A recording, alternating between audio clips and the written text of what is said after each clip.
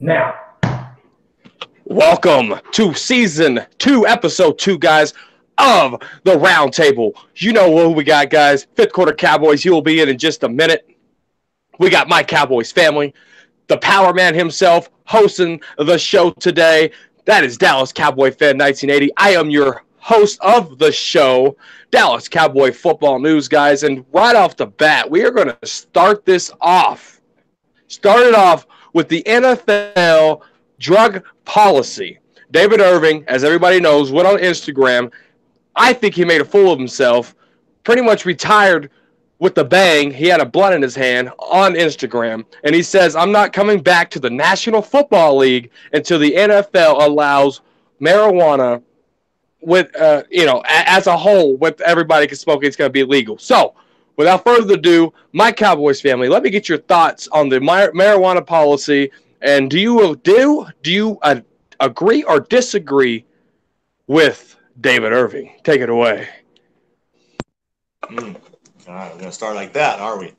All right. So, first of all, everyone out there, thanks for joining us. Yeah, Make sure to go subscribe to everyone in the Roundtable, guys. Go do it. As far as the marijuana policy with the NFL, obviously it doesn't really make sense considering, the current, legalization and, medical uses of marijuana. I think it would be smart for the NFL to get ahead of this and, maybe at least open the door to doing more medical research or maybe allowing it in certain instances and things like that. But, David Irving makes a good point in the sense of the whole opioid epidemic and players being addicted and putting your body through that. But at the end of the day, the rules are the rules. And, if the NFL says, that marijuana isn't allowed, then, he shouldn't be doing it. And he made the choice to continue to use it and then obviously end up leaving the NFL. And the NFL obviously imposed its rules. But, the NFL actually kicked him out. So exactly. First, officially. But, listen. I do think that marijuana policy with the NFL should change, but I don't think it should just be like, oh, everyone can just do whatever they want. I still think that there should be testing during the season, and I don't think that players should just do it for fun and things like that. But I think the NFL should open the door for at least the medical uses of it because I feel like there's a lot of players that use it that way. I mean, I think that I agree with that, of course, and all that stuff. I agree with marijuana legalized in general. I think it should be when you compare it to alcohol. We're talking about that kind of regular policy in life kind of situation. I think that is a general thing that's turning. Whether or not you agree or disagree, science has proven for the most part that the alcohol's a lot worse. So I would treat. This is me now saying this as if I was the commissioner, right? I would treat this or the player. I would treat this marijuana situation as I would alcohol. They sell advertisement for alcohol every single Sunday and Monday and every day of the week. But again, when it attached to the NFL, so if they're going to do that, then I think marijuana is at the very least not as bad or at the same level. You should treat it now. Now, on another topic, that's the general stance on it, right? But when it comes to the NFL or any job, they have certain rules that, you have to abide by. You can't ride motorcycles. That's some guys have that in their contract. Now, this is a league-wide rule. So David Irving breaking the rules and then quitting, in the end is this. Here's what I got to say. It's his choice. He actually thought this through and chose this. Whether he's right or wrong, you think he's right or wrong, or we think he's right or wrong, it's irrelevant because he seems to be sure of this choice. Whether I don't agree with it, all right, but that's his choice. And again, people say, well, if you don't like what he's doing, that if you don't like what you're doing, then if they don't like the rules that are imposed in that league or in that job, then you should leave that job. And that's what he did.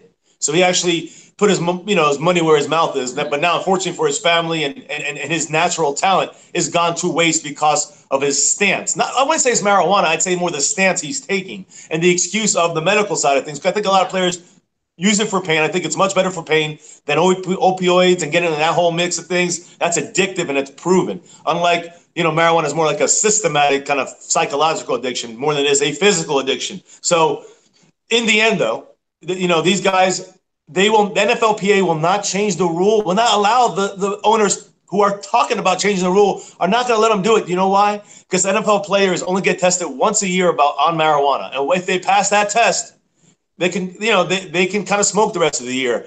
So in the end, the few players that get caught, small percentage of them, I'm not going to switch the policy and let the NFL owners use this in the collective bargaining agreement talks in 2 years to use this as a bargaining chip for them. So the players are going to be cool with just saying, hey, test us once a year. And if you get us, then you got us. And then you got to go into a program and you get tested all the time. So that's where it's at now. Players don't want to budge from that. And again, that's kind of where they're at with that. It's going to be in the labor talks for sure. And that's pretty much the wrap up on our side on the policy situation. 1980, you want to take this subject away? It's all you, man. The marijuana policy, what's your thoughts? And do you disagree or agree with David Irving? Okay, so this is about the policy and David Irving, right? Okay. I went live. I made a video about this, and I also went live about it. I'm gonna try not to talk too long, so bear with me, guys. First of all, I want to thank y'all for having me again, letting me host the show. I want to thank everybody, all my fans in the comment section, for taking time out of your Saturday night to drop in and listen to me and these guys talk Cowboys football. But I want to apologize first before I even start talking about the situation, because it's a sensitive topic. When I made my video and I went live this past week when I got the news, I talked about it in my point of view, because I've never been addicted to anything. Like I said, I've never drank or smoked, so I don't know how it is to have something. When I heard the video, David Irving made a lot of good points about, NFL forcing players to take, certain things to make them feel better and stuff like that. I get all that. Okay. My thing is, I get your point, but until the NFL adopts that point, you gotta grow up and abide by the rules. It's just simple as that. I do think they probably need to go ahead and change the policy. Now, I'm against, drugs, and marijuana is considered a drug. It is, just realistically speaking. I'm not trying to put it down or put down people who do it. God bless you, more power to you. If that's what you do, that's what you do. Everybody's grown. Hopefully you're grown and adult and doing it. There's a time where you got to grow up, and you have an opportunity to play a sport, to do something that you love doing, and you get paid millions of dollars to do it. You need to go ahead and grow up a little bit and follow the rules. Nobody's bigger than the sport. Nobody's going to make their own rules, and nobody's going to do what they want to do. You got to pay the consequences. That's what regular rules in life. You got to go to speed limit, or you get pulled over, you get a ticket. If you don't drink responsibly. You got to be below the alcohol limit and stuff like that. Or you're going to jail, or you got to keep your license plate updated, or your driver's license. You got to drive. You got to have insurance on your car. You can't just ride dirty no more. And they'll take your car, tow your car away. There's rules everywhere. Everywhere you go, your kids have rules. They got to do their homework, or they got to before they go to bed, or whatever. And there's rules everywhere throughout life, not just drugs and marijuana, but there's rules everywhere, and you have to follow them. Even on your job, they do random drug tests, and guess what? If you don't pass it, you get fired. Now you got to worry about your kids who depend on you and who are looking for you to provide for them with clothes and food and shelter and stuff like that. All that comes into play, and you just got to think a little bit. David Irving is at that stage, that I know stage in his life. You can't tell him nothing. They got, I'm going to do what I want to do. I guarantee you guys, he's going to look back at this 10 years from now, because there's some things I've done. I'm not perfect. I've never drank or smoked or did anything like that, or committed a crime or a felony, but I did some stupid things, dropping out of college and going to a D1 school and not finishing, and, yada, yada, yada, things like that. And I look back like, damn, what was I thinking? I could have been, doing this and run up down somebody's field by now, or dang. So everybody does dumb things and looks back like, God, dog it. So regardless of what the rule is in the NFL and how it is, you gotta abide by it. I mean, that's the way it is. This is the world we live in. When we moved into this house, there were rules and regulations, neighborhood rules and regulations and things like that we had to follow. We just can't come in, just like or an apartment or whatever. There are rules everywhere, and you just have to follow them. Now, if they're taking them for medication and stuff like that, I get all that, because some people do that. But you just got to follow rules, man. And the NFL probably maybe a year or two from now, they're probably going to be a little lenient on this marijuana thing, because a lot of people do, a lot of players do it.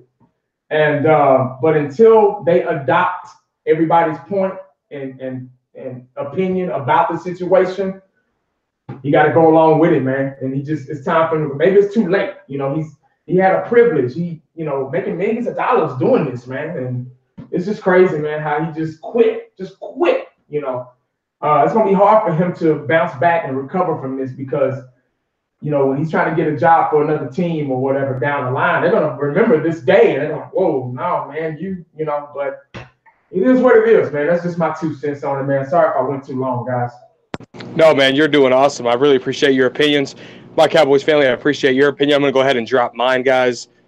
I disagree with David Irvin for many reasons. This right here is the kind of stuff that will ruin the name of football right here on all levels, because if David Irvin's over here puffing weed and puffing joints and talking about, well, why do kids want to do it?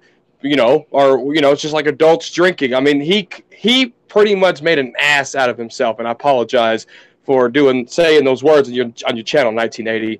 But it's because these high school kids, it's already bad in college. I mean, that Randy Gregory, I mean, he played JUCO, and then he finally got his chance at Nebraska, but had problems there. I mean, it's everywhere, right? Not just in the National Football League, in every sport possible. But talking about the name, the brand football itself, I disagree with David Irvin, because it hurts the brand itself. And not only does it hurt the brand of football, it hurts the Dallas Cowboys brand, because right next to David Irving's name is the Dallas Cowboys, something that I cherish, something that I love. And right there, I mean, and there are people out there that are anti-marijuana to the max. I'm talking about to the max. And they might be diehard Cowboy fans. They see that attached to a name like David Irving, which was a star when healthy for the Dallas Cowboys. It's a brand issue. It's a money issue. Good point.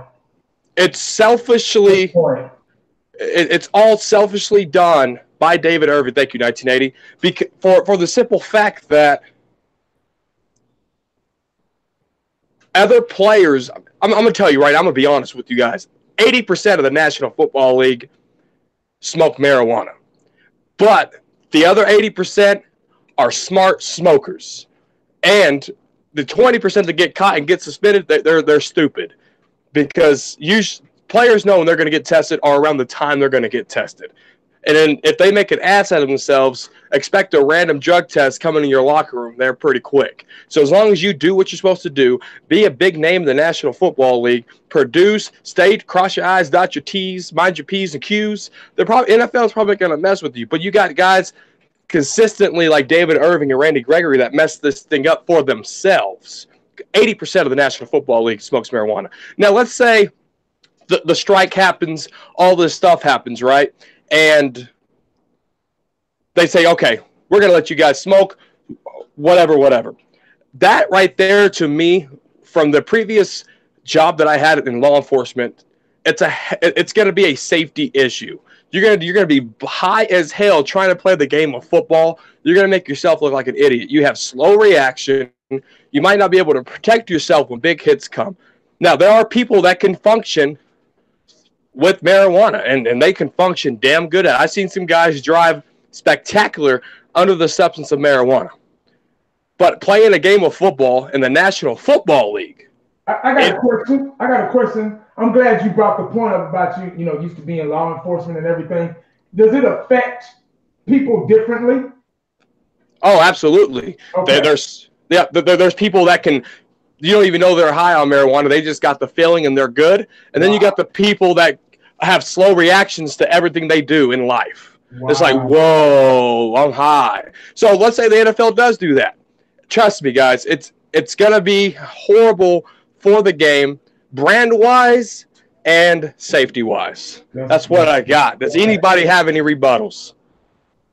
And I just wanted to ask you that because I know you got experience in that. So I really that was a really good thing you brought up because Yeah. it affects people differently. So some people can roll with it, some people can't, and that's the danger of it. It's dangerous. It's not like, oh, I'm hating. Oh, I don't want nobody to smoke. People you gonna do what you gonna do regardless.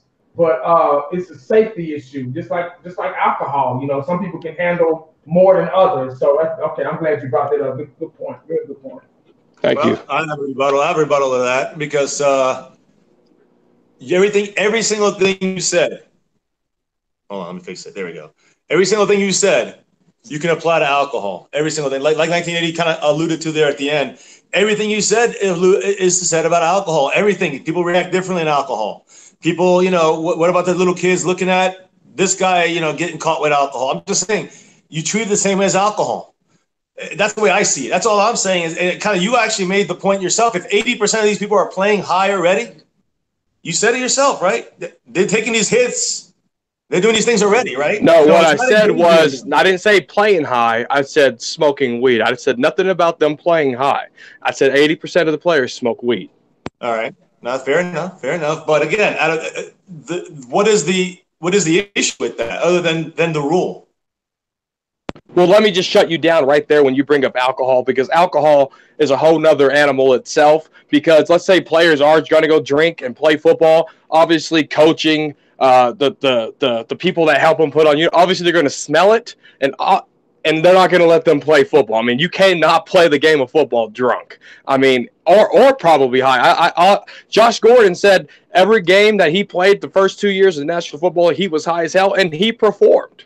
But right, like 1980 said, like I told 1980, everybody reacts to the substance differently. And I'm not saying in the game. In their personal life. In their personal life, I'm saying, what's the big deal? If they drink alcohol, or in their personal life, or I'm not talking about outside of football, not in the games. But we're talking about the brand of football itself. Yeah. Okay. If you bring that up, then that brings a whole nother topic. Well, what you do? I'm saying, but alcohol hurts the NFL shield. What you do? It causes more deaths than marijuana ever will. Yeah, I get it. What you do in your personal life, is your business. It's when you're doing it. You get up in the morning and do it. You got a game. I mean, that's a bad idea. We're agreeing. We're in agreement, and we're in agreement there. Right. I'm saying personal life, alcohol, marijuana, same thing. Right, yeah, I'm just saying, same thing. I'm just gonna say both together because they're the same. They affect you the same way, kind of. The NFL has a standard and an image too. I mean, okay, say they change the rule. Say they let everybody smoke weed whenever. Okay, well, damn, eventually somebody's gonna get hurt. Somebody's gonna drop a ball. Somebody's gonna fumble. Something's gonna happen, and then somebody's gonna protest and get down on one knee about it, and it's gonna be an all big uproar. And then they go, oh, I want to drink. And then somebody's going, it's a domino effect. I'm like, there's got to be. That's why they have these random drug tested jobs and regular jobs, that we go to. It's a standard. It's for your safety, for your protection. You get what I'm saying? So I know, but since most of these players are already doing it, I'm just saying it's not. Obviously, it's not really contributing to like nobody's bringing it up about drop balls or a bad play, especially when some of these superstars, some of them. I'm not saying they should do it, but I'm saying some of them are doing it in the game or not. My point is, the NFL is if people are going to go against the policies of marijuana in this country or in the NFL, and again, if those are the policies, whether it's a law or in the NFL, you got to abide by it. So we're 100% all agreement on that. When it comes to the actual drug, I think that's the thing, because I believe marijuana is number one. It's a medicine. It's medicinal. It's proven, right. and also again, and whether it's good, whether it's not as good for what David Irving's talking about. It treats cancer. That's BS.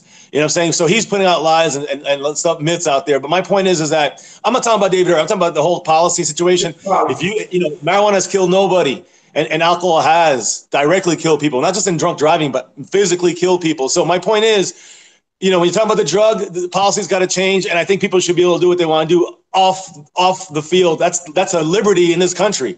And again, I'm trying to say is if your job tests you get caught, that's part of the rules of the job. That's fine, legal or not, because they can test you and you get alcohol. you get in trouble for that. But I think they should treat it in the same fashion as they do liquor. Regardless, like you say, I agree. Everybody should have a right to do what they want to do in their own home and house or whatever. But say you smoked weed last night and drank and all that stuff, and you wake up in the morning, that stuff is still in your system. So they say they do a random drug test on you, you're out of there, or you suspended or whatever. Now him quitting is a whole different thing. See, I just think he was an addict, and he just wanted a reason. He just wanted a reason to get out. I think he lost love of the game anyway. Because for you to get that far, for you to go through Pop Warner high school or junior high school, college, and you going through the trenches, 2-a-days, running gases, up downs, all that stuff, and you get to the highest point, NFL, and you got millions of dollars, you're taking care of yourself and your family, your kids, and everything, and your other relatives that want houses and cars and stuff like that, and you just willing to just blow it and just give it up just that quick, just so you can do what you want to do. Come on, man. So I think we agree 100%. I agree with you, man. We agree. Yeah. On that part, yeah, for sure, man. All right. So wrapping that up, guys, I think that was a good discussion. Thank you, 1980. Thank you, my Cowboys family, for that topic discussion. We're going to go ahead and move on to Sean Lee. The news broke today that Sean Lee and the Dallas Cowboys agreed to a restructure. And so I'm going to go ahead and let my Cowboys family take this one over. They got the numbers. They know what they're talking about over there. My Cowboys family, take it away. What's going on with Sean Lee in that restructure? Yeah, let's get it rolling here, guys. So, all right. So Sean Lee's restructured numbers. Yeah, let's get the there we go. So first, it's actually a little weird because it's not just a restructure. It's like a restructure and a pay cut technically, because his base salary was $7 million. So what the Cowboys did is they actually cut that in half. So now his actual base salary is $3.5 million, but the other $3.5 million from that $7 million is being worked into his contract with like incentives. And those incentives, we don't have the details on what exactly the incentives are, but obviously we're going to guess it's by, availability, or performance, time on the field, things like that. Right. When you look at that, you're seeing Sean Lee already is going to get minimal snaps, so he's probably not going to hit a lot of those. Exactly. And of course, incentives. If he gets hurt again, forget it. Obviously, yeah, he won't hit any of those. So he'll get the base 3.5, and then that's it. He'll be a coach with the Cowboys. In my opinion, that's what I think will happen after this year. Maybe. So we'll have to see, but. So those are the numbers for him. But the biggest thing is that, even though it's really only 3.5 now, we still have to keep the $7 million open in our cap just in case he does get those incentives. Correct. So, as far as the contract, what do you guys think? What are your thoughts on that restructure? 1980, take it away. The restructure was, it was something he felt like he needed to do. It freed up some cap. Now the real question is Sean Lee coming back. We're probably going to get maybe 6 or 7 games out of him, if that. But I guess he, felt like he needed to do it. A lot of the older guys do that anyway. They Dirk did it. I can name some other people, but a lot of the older veteran guys in all sports, they do that, because they know young talent is coming in and they want to make room and do the right thing to them to help the team out financially in the cap.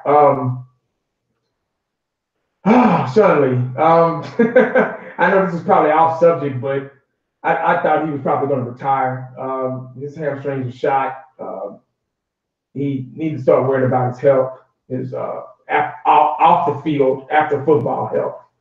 But the restructuring was cool. I'm glad he did it. It kind of freed up because we sure need it, because we don't know what's gonna happen with the law and everything. So that's all I pretty much got to say about it. There really ain't too much to talk about it. He did it. It is what it is.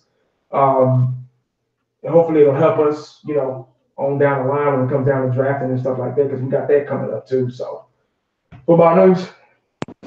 Yep. Just real quick, guys. Thank you for joining us here this Saturday night, guys. If you're watching my Cowboy family side or Dallas Cowboy fan 1980 side, make sure you drop a like and subscribe to everybody here on the Roundtable. Fifth Quarter Cowboys, my Cowboys family, Dallas Cowboy fan 1980. I'm Dallas Cowboy Football News. Thank you again for your piece of your Saturday night. Now we're going to go over, and I'm going to talk about Sean Lee, who I love. But this decision for a restructure after, and we'll talk about this later, You get Justin March Lillard, and you pick up Joe Thomas's option. The value of Sean Lee at $3.5 million that he agreed to, I think, is a waste of money. It's time for Sean Lee to go. 32 years old. He's not going to play much, and if he does, he's probably going to get hurt again. We got Jalen Smith. We got Leighton Vander Esch. Damian Wilson, I think he might be a free agent this year. I think you need to pick up Damian Wilson. Sean Lee, I just don't see – he can't play special teams. He's probably going to give you 5 snaps a game. Jason Witten is going to have more snaps than Sean Lee. You heard it right here first from Dallas Cowboy Football News. Now, I love Sean Lee. I'm not bashing Sean Lee, but we should have just been selfish, got the money, and just released him. He probably would have retired. So now there's a big possibility, and I'm not wishing hurt on Sean Lee at all, but there's a huge possibility that Sean Lee's going to pull another hamstring, and it might be the one that might pull when he hops into his truck. Might be the one that he pulls when he hops out of bed when he retires in the National Football League. I talked to a guy that had a hamstring injury after hamstring injury after hamstring injury. The guy can't even play in the National Football League. He signed with the 49ers for 1 year, but his hamstrings were so shot out of the University of Oklahoma, he could not make that transition to the National Football League. Now he has to get massage therapies for the rest of his life because if he hops in his truck, he's pulling his hamstring. Sean Lee, you should have retired. Dallas Cowboys should have let you go. You're not going to get no more than 5 snaps a game, and I think it was a wasted move. It was a wasted effort, and it was a waste of time. Does anybody have any rebuttals? I'm sorry. No, go ahead, man. You're up. I got one thing, one positive thing I guess I can get. I always try to look for the positive in things. I got to dig and try to find something out of it that's good for the team, and that is his presence alone. He'll be there to kind of help and guide those young linebackers, Jalen Smith and tackling Dutchman and Wilson. I think, like you said, I think he is a free agent. But I read somebody in the comment section said they might need to draft another linebacker, a speedy linebacker that can tackle, because a lot of these guys had a hard time wrapping up last year. So we need to get that fundamental down real quick before they can, start talking about contracts and all that stuff. But that's probably the only thing I could say that's good about this situation is restructure and Sean Lee still being a Dallas Cowboy, because he could be like Tony Romo was to that. He could be a ear on the sideline in those guys' ears and helping them, shoot gaps and holes and stuff like that. And, just his presence alone, that's pretty much it. So what I would say about your presence, thinking there, which it's your opinion, I respect it, it's right. Jalen Smith's 4th year. Yeah. We got to quit holding Jalen Smith's hand. He's our Mike linebacker. He's a leader of the defense. He has to learn to tell his linebackers where to go. Sean Lee can't do it from the sidelines every play. It's Jalen Smith's 4th year. Go ahead, FCF. You're right. All right. So, I mean, again, at least. Oh, there's a second. Fixing it. Yeah. No. Baby, do you have anything to say on this? Because I do on actual Sean Lee. At least as far as Sean Lee, I mean, honestly, it sounds like he genuinely wants to play football. He wants to contribute to the team. I mean, he obviously still has something to give. And obviously the Cowboys are, they like him. They want him back. I think this has more to do with LVE than anything. We don't know how much help behind the scenes Sean Lee gave LVE, how much that contributed to LVE's success. So maybe the Cowboys still, and again, the biggest thing, like you said, DCFN, is let's not take away from that chemistry. So I'm kind of hoping that the Cowboys figure out a way to maybe get all 3 on the field. But I actually don't think the Cowboys are going to be looking at linebacker in the draft. That's one of our deepest positions. Yeah. Again, look, we have LVE, we got Jalen Smith, we have Sean Lee, we have Joe Thomas, we have Justin March Lillard, and we have Chris Covington. Other than 6 out of our 7. If Travis Frederick is healthy, other than our offensive line, that's pretty much like one of our most solid positions overall, in the sense of we have enough depth and versatility and guys, and it really just. And again, at special teams, you're gonna have Joe Thomas and and Chris Covington. Those are the guys who are gonna be playing a little more of the special team side of things to make up for the Damian Wilson probably not being here next year. So when it comes to Sean Lee, again, I agree with the leadership, another leadership role, and it kind of leads me to Witten. And I think we're gonna talk about him and the other signees because they kind of intertwined. because all these contracts are kind of building the depth right now. Whether you want to consider Witten depth or not, or Sean Lee, because he's definitely depth, and these other guys, whether it's Looney, even Alan Hearns is technically either depth or maybe they're moving into a slot situation, but he's at least the third or fourth at the highest for him. So I'm just saying these are not number ones and top guys. These are the makeup. This is the makeup of the team, and I think that Sean Lee, like Witten will do, will add some more leadership voices, at least in the positive aspect of this. And again, money-wise, I understand that there's an issue with that side of things. And again, the Cowboys obviously have a plan because they're signing these guys and they're restructuring contracts and opening stuff up. I personally don't have a problem with Sean Lee being out there giving it his all. And you made a great point about making sure that he kind of keeps the chemistry going with LVE's and Jalen Smith, not holding Jalen Smith's hand, but more LVE because he is in his second year and keeping that one more year. Yeah, I mean, like you said, DCFN, Jalen Smith's in his fourth year. He's the Mike, that's it. He's got it. He's solidified. He doesn't need anyone there. But LVE is obviously still, kind of growing and developing there.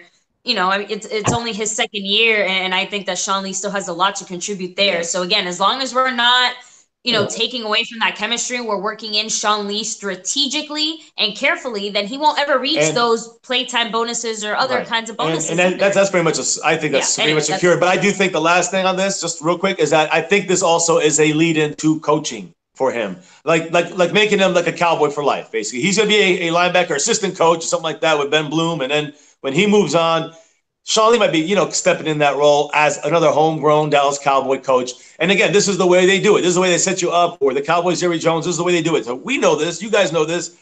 That's what this is about. And again, we just, instead of paying $7.5 million, and I know we could have cut him and all that stuff, they kept them. Kind of a, hey, thank you, both sides. And then, he knows his careers with the Cowboys as far as coaching. So I think this has to do with coaching as well. So I got something real quick to say. Being at my age now, I still think I can get out there and play. I think it's a love for the game. A lot of people are upset, and a lot of people are talking, Sean Lee need to retire. We're all saying, Witten needs to retire. Witten should have stayed away. Or Witten, he'll be good for, both of these guys will be good for leadership and stuff like that. Everybody has the same kind of opinions about these two guys. But I think there's something that we can't do about it, and it's their love for the game. They just keep coming back. Like Brett Favre. Remember, Brett Favre kept coming back. Michael Jordan kept coming back. They don't know how to stay away. Some people just don't know how to stay away. And they still mentally think that they can do it. But we're going to see if they can do it once the season starts and everything. That's going to be the real test right there. But we can do nothing about them coming back. We can't get mad. We can't get happy. We just got to accept it. I'm not saying you guys are not accepting it, but there's a lot of fans out there that are not accepting Witten and Sean Lee coming back. Now, we know here on the Roundtable crew, we know we can't do nothing about it. It is what it is. If they can help us, fine. If they can't, we'll figure that out, put them on the bench, put somebody out there that can. You get what I'm saying? We'll get over it. And that's the good part about us in the Roundtable. We can get over things. There's a lot of people out there that can't get over it. They're out there fighting and scratching and crawling over Sean Lee and Witten coming back, So that's why I like this crew, this circle right here we got. Nope, thank you. Now, my Cowboys family said something about Jerry Jones taking care of guys, and I kind of want to talk about this, guys. I'm going to talk about Cole Beasely before we get into our last topic, because I think our last topic is going to be pretty lengthy, talking about the players that we picked up. I want to talk about Cole Beasely, the slot receiver, number 11. He wants $20 million guaranteed. Now, my question for you guys is Cole Beasely worth it? 1980, take it away. Is Cole Beasely worth it? $20 million overall or $20 million per year? Ain't it overall, right? No, yeah, he wants guaranteed $20 mil over X amount of years. Okay, I get it.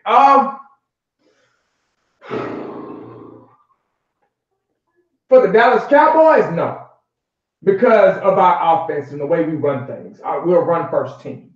No slot receiver is going to be happy here. Now, New England, yeah, somebody like that, Green Bay, the Redskins, they probably can, they can utilize him more than we can. Not saying we can't utilize him at all, because I believe we should have. There were times where he was wide open and we didn't hit him.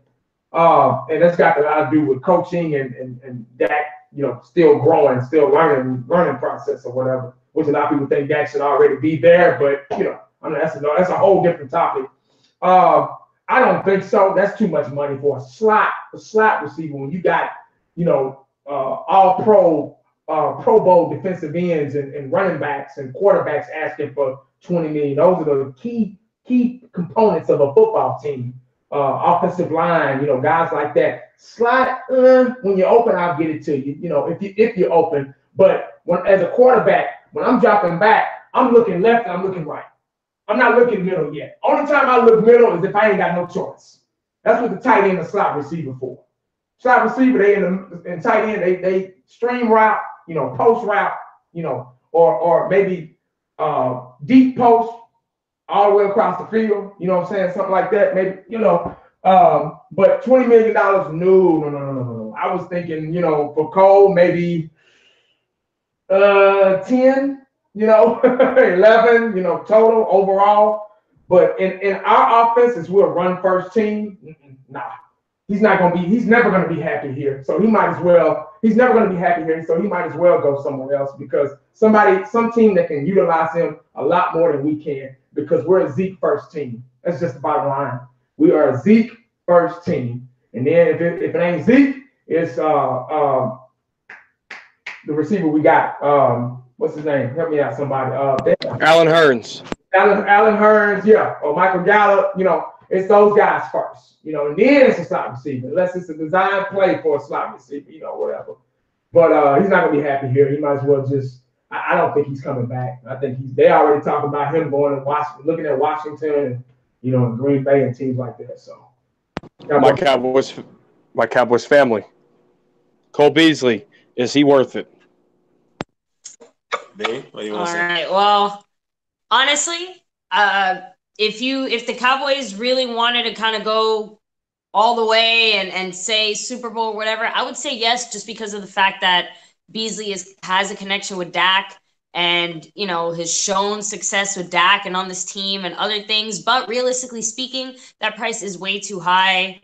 All things considered for what he is and what he does. And like 1980 said, it just doesn't fit the structure of our offense, really. That's just not the type of offense that we run. And, the Cowboys truly do seem to feel that they can find someone with similar skill set, cheaper, who might be able to do maybe a little more for them, or who knows. So, I don't think he's worth it. I do not think Beasley's worth $20 million guaranteed over 4, 3, 6 years, whatever. I think 6 years is $30 million. You know what I'm saying? 6 years. And he wants 20 of that guaranteed. And the thing is this, exactly for the reason all you guys have said, even though he has that connection with Dak, you have Tavon. You got a guy right on your team you might be keeping, it looks like. Tavon Austin is trending to staying with the Cowboys right now. So they're going to try to incorporate him. Who knows how? Kellen Moore and Garrett, who knows? But my thing is that I think we can draft the guy. There's a lot of guys in the draft. There's that big slot receiver guys. They have small, Beasley-like receiver guys. They got them all out there. So in the draft, we get them for obviously cheap. We got Allen Hurns back, $4 million base, up to $5 million with incentives. So, they obviously are being. And again, if he doesn't make the 90, he starts off at the 90, but he doesn't make the 53-man roster, then we don't lose any money in the salary cap. We get that $5 million back, or $5 million allotted to him. 4 plus the 1. So, but the Cowboys have a plan, I'm assuming here, and Beasley's not going to be in those plans. And when it comes to the money, I think he will. Here's the thing. I think he will, whether he's worth it or not, he will get that money somewhere else. That I think he will have. I think somebody will pay him, for like a 4-year, maybe close to $20 million. Who knows? But I see him possibly, because the slot receiver is now the hot thing to get now. So when I think the more important thing is the slot corner, more than a slot receiver. Anyways, that's kind of it for me on that one. But I do have some things on some of the free agents like Witten and some of the guys, free agents that we kept, or some of the former Cowboys we kept. Let me talk about Beasley real quick. Beasley real quick. All right, talking about it's what have you done for me lately? $20 million. That's a lot of money. That's a lot of money. $20 million guaranteed. Where do I sign? What do I sign? What have you done for me lately? Now, Dallas Cowboys have a history of players showing out in a contract year. Cole Beasley had his second best yards in his career with the Dallas Cowboys at 672. His best is actually 833, and that was the year 2016, Dak's rookie year. So to my Cowboys fiance's point, yes, he has a rapport with Dak Prescott. But you know who else has a rapport with Dak Prescott? Michael Gallup, Amari Cooper, Alan Hearns. Yeah. Alan Hearns was the only Cowboy to have multiple touchdowns back-to-back games. The Dallas Cowboys till Amari Cooper stole the show. Right? And so if you look at his last year, 2017, 9-7 Dallas Cowboys, 2017, he had 314 yards. And he was distracted by rapping. He was distracted by social media. $20 million. Cole Beasley is not worth it, in my opinion. Yeah. And you know, Cowboy players do fantastic in a contract year. How do I know those 672 yards is maybe at 30 years old the best Cole Beasley can give me from here on out? It could be 672 could be the flat line, and everything else from the years coming up could be underneath.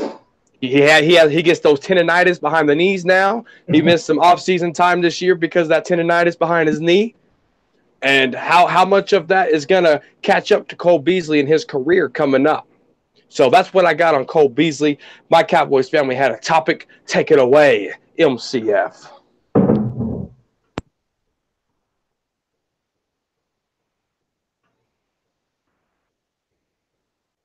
All right. Yeah, sorry about that. Give us a second here. Sorry about that. This is screen sometimes. So Jason Witten, guys, one of the guys we signed, one of the multiple free agents that we basically picked up so far before really free agency is kicked off, which would be March 13th. What is it, Wednesday? I think it is. So, anyways, Jason Witten's deal, guys, with the Cowboys, even though, and you can think how that Jason, his deal with the Cowboys, base salary is $2 million. All right. So it went from 3.5, which was the initial numbers, to $2 million. But every game he's on the 53-man roster, he gets $78,125. Now, assuming no injury, he's an Iron Man, right? And I know he's missed a year. But with that number, along with if he makes the 46-man roster every game day, he gets another $62,500. So $62,500. So he gets a combination there of almost over $140,000 a game if he makes the 46 active roster.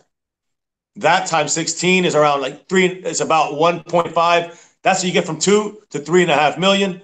Then he has other incentives. 75,000 are tied to receptions. $7,500,000 are tied to the number of receptions he gets, and another 7,500,000 are tied to the Cowboys making the playoffs. So the whole value of the contract is $5 million possible.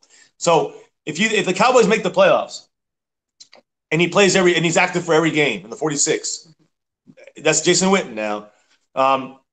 Assuming he doesn't get the catches because of the supposedly limited role he's going to have, he's going to get about $4.25 million for Jason Witten. And my question to you guys is, because I like the deal initially, but I'm not as big. Listen, I still like that Witten's with us and all that stuff. I think he could provide some stuff for us, but I want to know your guys' thoughts on what you think about the fact that these new numbers kind of came out. These are the solid numbers. That he's going to basically be about 4.25 mil. I still think is a good enough deal to keep him. Don't get me wrong, but I want to know your guys' opinions on this. I'm really curious. So take it away.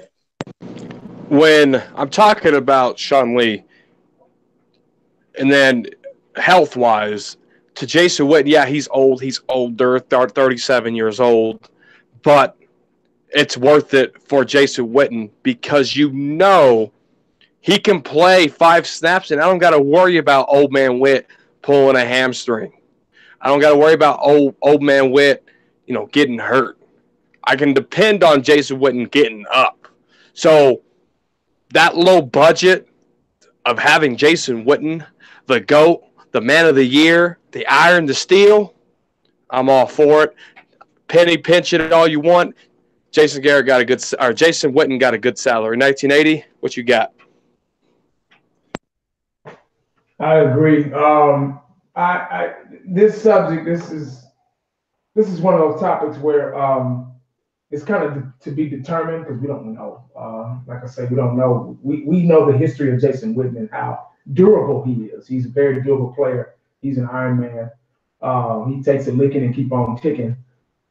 He blocks, he catches passes. You know, he does it all. He's our red zone guy, our third down guy, move the chain guy. You know, and et cetera. So, but we don't know how he's going to be. It's kind of like getting not really getting a rookie, but getting somebody we don't know all over again because he's been in the booth just for a year, and we got to see if he's going to be that same player that we remember. So it's still kind of a mystery on how he's going to be. So I don't wish nothing bad on anybody. I hope everybody can stay healthy. But I don't know if he is going to stay healthy. I don't know, especially being older. We don't know. So this is one of those topics. Like it's kind of to be determined. I get it. I agree with both of you guys. Get him for cheap. Hey, like I say, the older cats know they know how to step aside financially, and to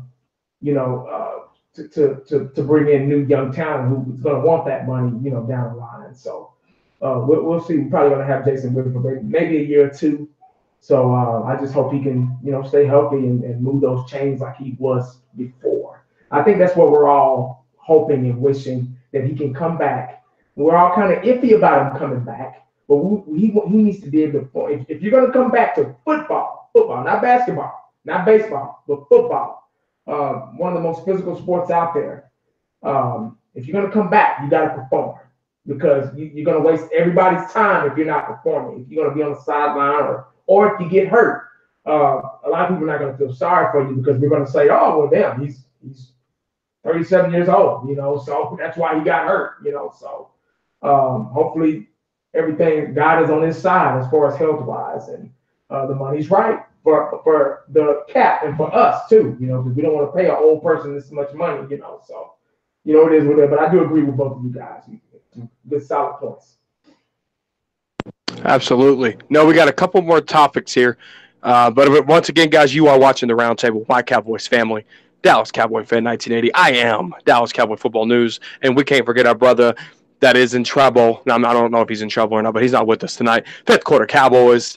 Guys, let's talk about the options the Dallas Cowboys picked up. Now, they picked up Joe Looney, Alan Hearns, Joe Thomas, and there was another one I cannot think of who it was. My Cowboys family helped me out. Joe Thomas, March Lillard, Joe Looney, and Alan Hearns. Okay, they picked up those guys as options.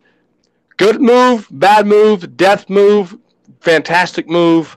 My Cowboys family, what you got?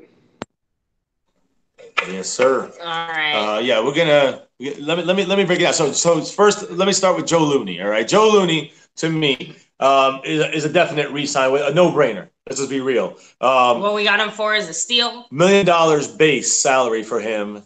Depth, could play. Obviously, played starting center. He was PFF ranked him as the 32nd best center in the NFL last year. I mean, as a backup now. He's a backup. So Frederick back with all the unsure thing what's going on. I think it's a fantastic deal. I mean, you agree with that, I'm pretty sure. Mm-hmm. Looney, $1 million. He has the ability to get up to $500,000 on top of that $1 million.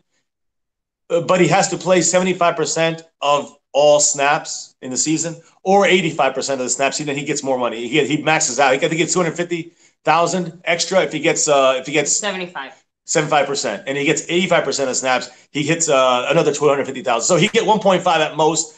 But he hopefully won't hit that, because that means Travis Frederick is playing. Exactly. So that's one guy. I love it. Love the deal. Love locking him up for a very good deal. Very good price. Adding depth to our offensive line, very important. Then linebacker. Again, we talked about him a little bit already because of the whole Sean Lee situation, but getting we talked about Justin March Lillard. He's going to be about $1 million or a little under that. I have no problem with that. I think he's a good special teams player. I think he's a good depth linebacker. He's quick. So I don't mind him there. We know we're going to have to fill up some of those spots. And again, he's going to still have to fight it out with the 90 in training camp. But then Joe Thomas. The Cowboys picked up his option, which his total contract is a 2-year deal, $3.6 million. That's the most he can top out at. I think it's about $1.5 million is what he's getting paid. Number 48, I think he is worth it. He's also special teams. He played very well. He got a little bit injured last year, and they kind of had him in with all the continuity issues, non-issues they had with LV and Jalen Smith. They didn't want to mix things up, so I think they had a little less role for Joe Thomas last year, but he's gonna be back there, and I think it's a great signing as well for him, for the Cowboys. Daniel Ross, a guy who, game one against the Carolina Panthers, knocked the ball out. I think of C.J. Anderson, actually, at the goal line. Daniel Ross, number 93, plays well. He's a great depth player in Marinelli's kind of scheme. He can get these guys working up. He's getting paid $645,000 for one. Oh, these are 1 years now. This is only for one more year. Good deal. I'm good with that as well. Alan Hearns is the only one I would say is a little expensive, but if the Cowboys are going to use him and actually utilize him, then it's hard to get. I mean, a player like last year, he was going to be our number one basically. Now all of a sudden a number 4. So the money for a number 4 is a bit steep, and I'm saying number 4. I'm assuming they can move him to a number 3 or work him more into the system. Then it's a good signing. That's one of them I would say let's wait and see on. The other ones I really love, and I think the other one was number 20, Darian Thompson, a safety who's I think he's a free safety. He's basically a special teams guy and a third string safety they could probably play mainly free safety, but could play strong as well. Yeah. I like all the signings as a whole, and you include Witten in that, and you can all these guys. I like the depth signings we've made in general. I don't know how you feel on that, baby. No, I mean, I'm definitely happy about it because it kind of strikes a good balance between, again, we got some really key players like Joe Looney, obviously Joe Thomas. I do think Alan Hearns does have something to contribute, and even though he's a little bit on the higher end of that, because we have this kind of little like get out of jail free card with him. My biggest concern is just I hope that the Cowboys do have some kind of backup plan in mind or some kind of answer to this or something, like either draft, free agency. But if Hearns doesn't work out, we have to figure something out there. Other than that, I think just kind of those quiet background moves, from some guys that will hopefully continue to improve, and maybe we don't see as much of some of these guys because obviously it means some of these other guys are hurt, but still want to see just good depth and good depth. Training camp, OTA, all these battles are going to be good. Yeah. These are good guys to have in that rotation. They know the system and all that, so I like it. What about you guys? 1980, the floor is yours. I agree. They pretty much hit everything. I mean, we need depth. You can't play the game without depth. You need depth. You got to have it in football. Guys are going to get hurt. Guys are going to get tired. The guys are going to alternate. The Cowboys are kings at alternating. I'm gonna just talk about the Joe. I'm gonna talk about the most important to me, Joe Looney. I'm glad he's coming back. He stepped up tremendously for Travis Fredericks coming while he was out on his condition or whatever. I just wish he could play multiple positions on the line, so maybe he can get some reps at other things. But center is his thing and his specialty. So, but I'm glad. I like Joe Looney. He really stepped up big time. Everything else is pretty much depth. Alan Hearns, I'm kind of iffy about him. He had a horrible foot injury last year. We all saw it and looked at it live together. And I just don't see him bouncing back 100% for that. I think it's a little pricey for him. And, as far as that injury, I hate to do that, but it's a business. This is the business part of the NFL that sucks, that I hate. Performance is money, So, he said he's going to be ready 100%. So these doctors are miracle workers. They can, stitch you up and keep you going. But everything else is to me, is fine. I mean, we need depth. We need guys, and all these guys are young too. So we don't have to worry about, old guys, messing up the age of the group, age of the team or whatever, or drafting young guys that you don't know anything about that you got to develop. Cowboys have a hard time developing players. This is why we have a hard time during this time of off season, because we don't know how to develop players, and they like to might as well keep players that know the system and know what's going on than having to try to get somebody new that's hard for us to develop. That's the biggest thing, is developing guys. So all these guys coming back, they know the system, they know the team, they know the coaching staff, the front office, and all that. So just a matter of getting reps and things like that. And you don't want anybody to get injured just to see what they can do, but that might happen. You just never know. Knock on wood. But that's all I got, man. I like it. It's okay. It's okay for now.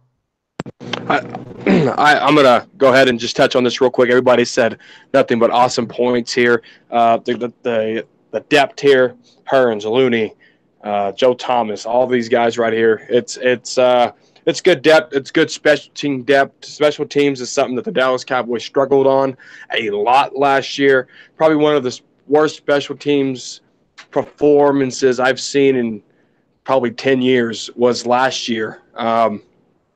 But no, other than that, I think it was great pickups, great option pickups. It didn't look desperate. It looked smart by the Dallas Cowboys front office. So I'll just leave it at that, guys. But if anybody wants to talk about anything else, we've been on for an hour now. Drop it right now. What you got, MCF? I see that mic disappear. I have a question for you, actually, brother. What do you feel about Dak? And is he a winner? Does he have the intangibles? I know you had mentioned off camera sometime, a little bit about him, and you kind of had some thoughts. We didn't get into it because we kind of talk about it here. So what did you think about that topic? I mean, you got the floor. Well, okay. Well, since we're going to bring this up, it's a touchy subject. There is a lot of Dak Prescott fans out there, but I'm going to go ahead and just shoot straight from the hip because that's the guy I am. I'm not going to change anything of who I am for anybody. So here's shooting from the hip right here. Now, when I defined a winner, regular season is good, but postseason is great. So a winner to me is who can win in the postseason. Because in order to get to the postseason, you got to win in the regular season. So that's already mandated in the transcript of a winner. If you can't win in the regular season, you don't get judged in the postseason. Fair as that, right? Can everybody agree with that? Is that fair? Playoff wins, winning in the postseason is something I judge off of. One playoff win in 3 years isn't enough for me. If that's the case, Mark Sanchez is a winner. He has 3-4 playoff wins. Colin Kaepernick's a winner. He took his team to a Super Bowl, right? Until Dak Prescott can carry this team into something greater than a wild card playoff round, Dak Prescott will be considered a winner to me. Is Romo a winner to you? Not with 2 playoff wins, he isn't. Just clarifying, all right. I mean, those are lofty words. I know 1980. You want to just take that first? Oh, you know what? I don't want to we're beating a dead horse with the Dak Prescott, but I get the question. I get why we brought it up. It has to be talked about. It has to be discussed, I guess. Football News has his point, has his view. Everybody has their own view. Every Dallas Cowboy fan has a right to either praise Dak Prescott or criticize him. That's what we're here for. We want to win a championship. Some of us think he can take us. Some of us think he can't. I honestly think Dak can. I think he'll have a better year this season. Dak's an ugly winner. He'll just like Brett Favre or Tony Romo. I've said this in my videos a million times. He'll throw an interception, he'll turn right around and throw it. You'll be cussing him out, and then you'll be praising him because he threw a touchdown pass. So that's just how Dak is. That's how he's going to be. Just like Brett Favre. Brett Favre threw interceptions all the way until he retired, but he got the Super Bowl ring. He was one of the greatest quarterbacks that ever played the game in his style. And, and Tony Romo, same way. So Tony Romo was great at times. He was bad at times. Tony Romo gave us a breath of fresh air because there were probably about 10 years went by before we even had a Tony Romo, had a real quarterback. Y'all know all the quarterbacks we went through, Tony Banks and Chad Hutchinson and Bledsoe and all that crap.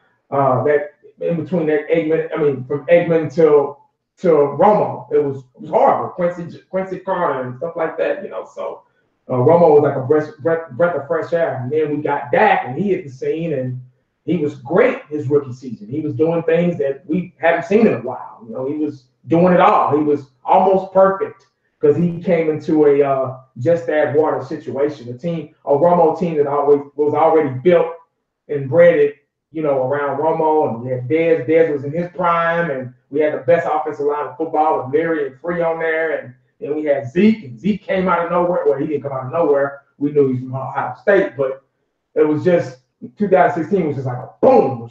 You know, everybody, watch out, Cowboys on the scene. And, you know, injuries started coming along, contracts and stuff started, you know, people started, you know, 17, we didn't do so well. And then off the field mess with Zeke and all that. And, I hate to keep saying this, and I'm not using this as an excuse for Dak, because I get mad at Dak too, even though I like Dak and I think he can be successful. I still think let's see what happens with this new cup. And we all know how we feel about what's his damn name? The new offensive coordinator, Kellen Moore. Kellen Moore. We all know how we feel about Kellen Moore. My thing is, I mean, he couldn't develop him as a quarterback's coach. So how is he going to be? But the Cowboys say otherwise. They say he's a play guru and all this stuff. And some of this we got to see. I think this year will be a little different. I think Dak a little bit more experience. If he just gets, to me, if Dak just gets rid of the damn ball, I think he'll be a lot better than him holding on to the ball and just taking sacks. You know, he's not invincible. One of these times he's going to get himself hurt, but that's probably my only issue with Dak. You know, a couple of bad decisions here and there, but that's just a learning process of some quarterbacks. All quarterbacks are not going to be the same. All quarterbacks are not going to be 100% accurate. All quarterbacks are not going to be like Randall Cunningham or like Michael Vick or like Joe Montana, who I still think the greatest quarterback is, and Dan Marino with his numbers, and you know, and so on, John Elway, and so on, Troy Aikman, and so on and so on. You know, so it's a different. Dak's going down. Right, he's going down his own path, and I think we just got to kind of adjust and see where it goes and see what happens. That's all. My Cowboys family, you brought up this topic. Close it out. Yeah. So let me get this fixed here. There we go. Okay. So as far as Dak is concerned, I actually didn't expect that response from you. I was thinking you were going to say something a little different. So it got me off guard there. But I will say I had time to think about it. Fair enough. Everybody has their own opinion. I get what you're saying. I believe he's not a champion. He hasn't won a championship. Listen, there's a lot of guys out there that have won. Trent Dilfer, Joe Flacco. Are these guys winners? Yeah, they've won the championships. They've been champions before, but they're not necessarily consistently winning quarterbacks. Now, I mean, again, he's had streaks. They've done it. And again, it's not always that guy's reasoning or it could be their fault, not their fault. But my point is that a lot of these quarterbacks are not the ones that lead the team all the way. Now, Dak has that responsibility with the Cowboys. He's a fourth-round pick. He's entering his fourth year. No excuses. And what I'm trying to say here, though, is that everything we've complained about last season, all right, with our offensive coordinator, the season started off with him hanging by a thread, Linehan, and then having this receiver by committee situation. Not just tough for Dak, it's also tough for Zeke. Offensive line issues. We switched offensive line coaches in the middle of the year, got Amari Cooper, again, imagine a whole offseason with Amari Cooper. My point is that I think Dak Prescott is going to have a good year this year. He's going to do what he does. And if Kellen Moore, he might not be able to change the Garrett-tisms of the offense because that's still going to be there. But, you have Nussmeier. Now you have this year OC by committee. You got Nussmeier. You got Kitna, who's going to help that work. I truly believe that. So you got Kitna, Nussmeier, and you got, these other guys. I think they're going to help, Garrett. And you got more pre-snap motion, that kind of stuff. I think you're going to have a little thing here and there. It's going to help Dak out. And I think you're going to see the better of Dak that you've seen yet. And again, I think what you've seen from Dak already, the intangibles, you can't teach that. You know what I'm saying? That's why he's a winner. He wins ugly. He's a winner. I know it's regular season. It's not playoffs. You said it yourself. In 3 years, he has one playoff win. And in 3 games, he has one playoff win. Yeah, I know. That means he made the playoffs twice. And I know he didn't get the Super Bowl in 3 years. All right, we got it. But you have this guy, a full season of decent coaching, of a couple pieces being there a little bit more consistently. There are Pro Bowlers like Travis Frederick, that are, Amari Coopers that are going to be there the whole offseason and get a connection that's better than Beasely had with him. I think you're going to see a very good Dak Prescott, if not a great Dak Prescott next year. I don't give a shit about the numbers. Excuse me for the language. I don't care about the numbers in the sense of, did he get 45 touchdowns this year and 4,500 yards? I don't care. Did he get wins? That's what I care about. Yeah. And that's all I care about. And in the end, I care about Super Bowls. You see it. I want 6. Exactly. So that's what it's about. And in the end, I think will he do it in 3 years? Obviously he didn't. But it's only been 3 years. And I think that he's shown a lot of promise, a lot of signs. With the intangibles I added and all these other issues that have been going on year after year, Zeke's suspension hanging over the team, 2 years, last year, whatever, this past season with the offensive line issues and Lenahan, guys, I keep going about this. The first year was a rookie year, and everything kind of worked out. Although there was no real injuries. I'm not saying it's be that situation, but now you put Dak behind that team, I think you got a whole different situation. I think you're going to have a superstar Pro Bowl Dak, not because of the numbers, because of Dak Prescott being Dak Prescott. And that's what I think they have to let him be a little more Dak than be controlled and restricted in the pocket. But that's Dak. That's he's got some footwork problems. Hopefully, Kitten will help that. Outside from that, he's got the intangibles that makes him a winner, in my opinion. I don't know if he has a different viewpoint on that. I mean, I honestly, you guys all hit most of the points, but I'm pretty much kind of with you on Dak. I mean, it's really hard. I mean, Dak has shown it, and again, he's not perfect. No one is, but I think that with some of the moves we made, the guys that we have on the roster, Dak himself, all the pieces together, and of course, the key here, the offensive line. Yeah. Offensive line is of course. The lack of having Linehan helps. And the pre-snap he can do will help Dak Prescott at Kellen Moore at the very least. Exactly. To me, I think it's time to see the next level of Dak. Like you guys said, we saw him, at a certain point, and we did see him improve on certain things that he struggled with this past season. Again, keep building on that, keep working on that. But I do think it's time to see Dak, like you said, take it to the next level, teamwork. And that's the point. The next level is the Super Bowl, isn't it? That's what we want. Let's get it going. Go. Yeah, I think he's gonna take. He could take us there. I agree. I was 1980 on that. Not with DC. Well, keep your mic on, my Cowboys family. For 1980s channel, where can they find you?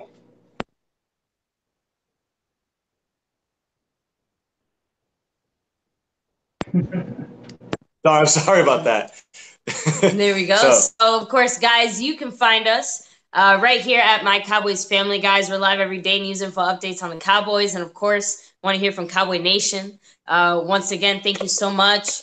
Roundtable, being able to talk to you guys, share our opinions, share our views. Honor. Yes. Thank you. 1980, DCFN for hosting. Mm-hmm. Our boy. Where's DJ Crown J? So you guys know he'll be here. So, yeah. And I will say, Much I never love. thought that we'd do another roundtable where we'd be talking about Jason Witten again and Sean Lee, and they're both on the team. So I guess that's a little bit, yeah, exactly. That's kind of this week solidified, just because we did hear that if the numbers are right for Sean Lee, the Cowboys might decide to maybe I don't know, but obviously they did work it out because they want to keep him. He wants to be here. But as the star turns, guys, that's the way it is. Much love, guys. Again, guys, thank you guys for having us on here. Roundtable Season 2, Episode 2. Much love, guys. Thank you guys for having us on. And never forget, number one thing, guys, my Cowboys family, you guys, Cowboy Nation, never forget. Go Cowboys, baby. That's right, forever. Yeah. All right, I'll go ahead and close this out, and then 1980, I'll let you close out your channel, brother. Dallas Cowboy Football News. Thank you guys for having me once again here on the Roundtable Season 2. We do what it do. We wear that silver and blue too. Dallas Cowboy Football News on Facebook. Dallas Cowboy Football News on YouTube. DCF News 1 on Twitter. And if you're man enough to talk X's and O's, slide on my DMs like a hoe. Woo! Oh, I love it. I love it. Hey, thank y'all, man. Hey, this ain't possible without them guys, man. Roundtable crew, man. Fifth Quarter Cowboys Football News. My Cowboys family, man. They do it best. That's why I roll with them, man. Good people, real good, decent people, man. On and off camera, man. You wouldn't believe how cool these guys are. But I want to thank y'all, everybody in the comment section, for coming in and taking time out of your Saturday. You know the time about to change. I'm about to lose an hour of sleep. Y'all know how I am about my damn sleep. I'm about to lose an hour, man. I can't stand that. Who made this up? Shit. But anyway, guys, Cowboy Talk, man. Like I always say, it's great being a Cowboy fan because it's always something to talk about. Football season ain't over when you're a Cowboy fan. Your first topic on the shows, on radio, on ESPN, Fox Sports, NFL Network. That's why we're America's team, man. We're the most loved and the most hated team in the NFL, the most richest team too. So Jerry Jones does something right all these years, man. He keeps our name out there and keeps stuff going. Can't get no better than that, man. Keeping the season alive when it's over. That's what all that matters. It's unfortunate things that happen, with Gregory and Irving and guys quitting on the team and et cetera. But and the contracts and everybody wanting $20 million. Y'all know I made a video about everybody wants $20 million. Why does everybody want $20 million? Winning pacifies greed. I'm gonna say that one more time before I get out of here. Winning pacifies greed.